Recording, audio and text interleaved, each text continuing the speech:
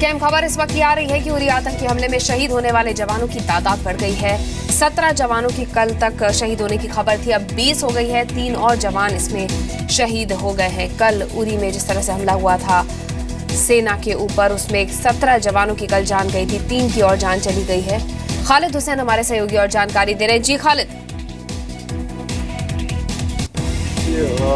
Casualties हुई थी सेना की, जिसमें 17 जवानों की मौत हो गई थी और उसके बाद बाकी जो जख्मी थे उनको श्रीनगर के 92 बेस हॉस्पिटल में शिफ्ट किया गया था, लेकिन उनमें से कईयों की हालत बहुत गंभीर थी। और आज रात में जो खबर मिल रही है सूरतों के हवाले से, 3 और जवानों की मौत हो गई है इसमें, और डेथ टोल जो बढ़कर है वो 20 हो गया है। हालांकि यहाँ श्रीनगर मेडिकल इंस्टीट्यूट से एक स्पेशलिस्ट टीम भी वहां बुलाई गई थी, लेकिन अभी वो काफी गंभीर स्थिति थी उनकी।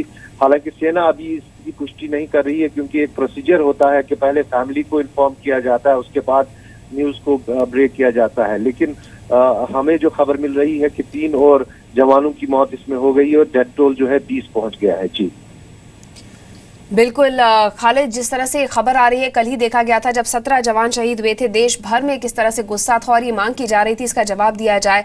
शहीदों की संख्या बढ़ रही है, ऐसे में लोगों में गुस्सा भी बढ़ेगा।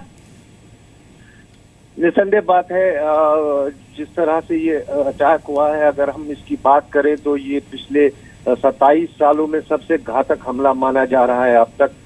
आर्मी बेस कैंप के अंदर घुसकर और ऐसे बेस कैंप के अंदर जो सबसे सुरक्षित माना जाता था कश्मीर में, वहां पर ऐसे घुसकर तो निसंदेह ही इस बात पर चर्चा होगी। और यहाँ इस बात पर भी चर्चा होगी कि ऐसे सुरक्षित जगह ठिकानों पर कैसे, जहाँ 7 लेयर सिक्योरिटी होती है, वहां पर ये मिलिटेंट्स घुस पाए और उन्होंने ये हमला अंजाम दिया। उड़ी जैसे इलाके में हमला होना एक चिंताजनक विषय है। जी बिल्कुल, शुक्रिया तमाम जानकारी देने के लिए खालिद। तो अब जो जवान है जो शहीद हुए हैं उनकी संख्या 20 हो गई है। इस बीच आपको बता दें, रक्षा मंत्री मनोहर पारिकर आज 11 बजे पीएम मोदी से मुलाकात करेंगे और उन्हें उरी हमले के बारे में पूरी जानकारी देंगे। वहीं इससे पहले 10 बजे गृह मंत्री राजनाथ सिंह ने एक बैठक बुलाई है। इस बैठक में रक्षा मंत्री मनोहर पारिकर, राष्ट्रीय सुरक्षा सलाहकार अजीत डोभाल के अलावा रॉ के प्रमुख भी शामिल होंगे। कल से लगातार तीखी प्रतिक्रिया सरकारी महकमे से भी आ रही है। सरकार लगातार ये बात कह रही है, खुद प्रधानमंत्री ने भी ये बात कही है कि मुंह तोड़ जवाब इस हमले का दिया जाएगा। किस तरह का एक्शन प्लान होगा ये आज तैयार किया जाएगा। जैसा हमने आपको बताया कि गृह मंत्री के घर पर 10 बजे बैठक होने वाली है और उसमें रॉ चीफ शामिल होने वाले हैं, अजीत डोभाल शामिल होने वाले हैं, मनोहर पारिकर भी इसमें शामिल रहेंगे। और इसके बाद रक्षा मंत्री मनोहर पारिकर की 11 बजे प्रधानमंत्री मोदी से भी मुलाकात होनी है। मनीष शुक्ला हमारे सहयोगी हमारे साथ हैं। मनीष, बहुत अहम है आज की बैठकें, क्योंकि ये प्लान किया जाएगा कि कैसे जवाब दिया जाए।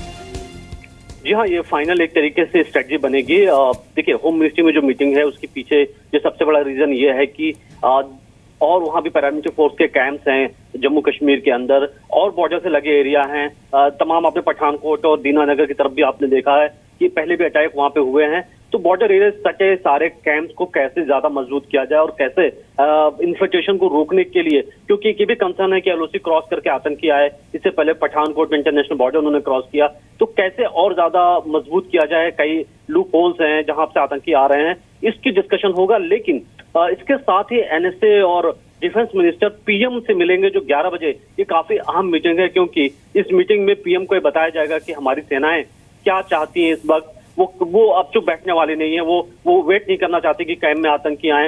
ये एक्शन का वक्त है और एक्शन ये लिया जाना चाहिए। और ये मैसेज लेकर के रक्षा मंत्री सेनाओं की बात पीएम तक पहुंचाएंगे और पीएम को आखिरी फैसला करना है कि किस तरीके से अब भारत सरकार रिएक्ट करे, इंटरनेशनल लेवल पर या पाकिस्तान के अगेंस्ट में। बिल्कुल, शुक्रिया मनीष जानकारी देने के लिए। तो बाकायदा एक प्रेजेंटेशन दी जाएगी प्रधानमंत्री को, जिसमें कि विकल्प होंगे कि भारत क्या कुछ कर सकता है, किस तरह से पलटवार कर सकता है। इधर क्या भारत आतंकियों को घर में घुसकर मारेगा? दरअसल उरी हमले के बाद रविवार को सेना और खुफिया एजेंसियों के आला अफसरों के साथ एनएसए अजीत डोभाल ने बैठक की थी।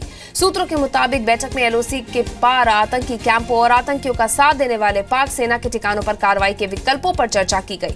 भारत की कार्रवाई के विकल्पों पर प्रधानमंत्री को आज जानकारी दी जाएगी। 11 बजे मनोहर पारिकर मिलने जाने वाले हैं प्रधानमंत्री से और इन तमाम विकल्पों पर उनको जानकारी दी जाएगी। बाकायदा एक प्रेजेंटेशन दी जाएगी।